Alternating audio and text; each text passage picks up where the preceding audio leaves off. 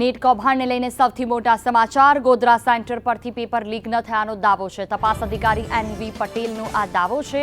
Police તપાસ પૂરજોશમાં હોવાનું નિવેદન સામે આવ્યું। આરોપીની જામીન અરજીનો કોર્ટમાં વિરોધ કર્યો છે। ગોધરા સેન્ટર પરથી પેપર લીક ન થયાનો દાવો કરવામાં આવ્યો। તપાસ અધિકારી એનવી પટેલનો આ દાવો છે। પંચમહાલમાં નીટ મામલે પોલીસનો સૌથી મોટો ખુલાસો।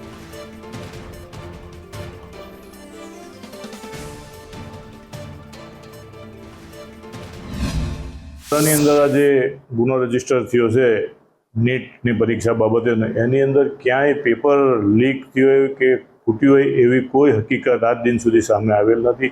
એ તદ્દન હકીકત ગોધરા ખાતેની એક ખોટી છે અને એક અફવાઓ છે। અમારા તરફથી પ્રજાને એક સલાહ છે કે આવી અફવાઓથી દૂર રહેવું અને એને માનવી નહીં। આવી કોઈ હકીકત તપાસ દરમિયાન આજ દિન સુધી સામે આવેલ નથી। સમગ્ર દેશમાં નીટ કૌભાંડ મામલે ચર્ચા ચાલી રહી છે, ત્યારે ગોધરાના કનેક્શનની પણ વાત ચાલી રહી છે।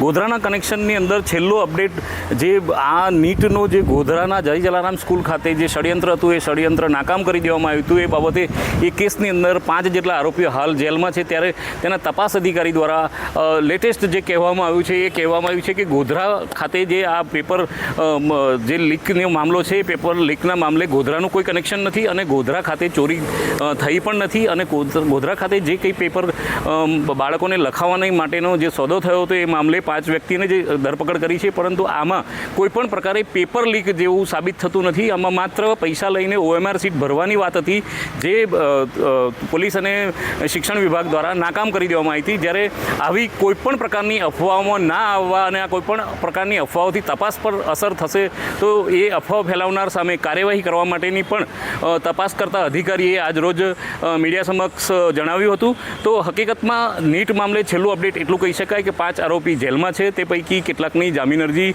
હજુ પેન્ડિંગ છે અને તે લોકોને જામીન મળે છે કે કેમ એ આવનારો સમય જ બતાવશે। હર્ષદ મહેરા, સંદેશ ન્યૂઝ, પંચમહાલ।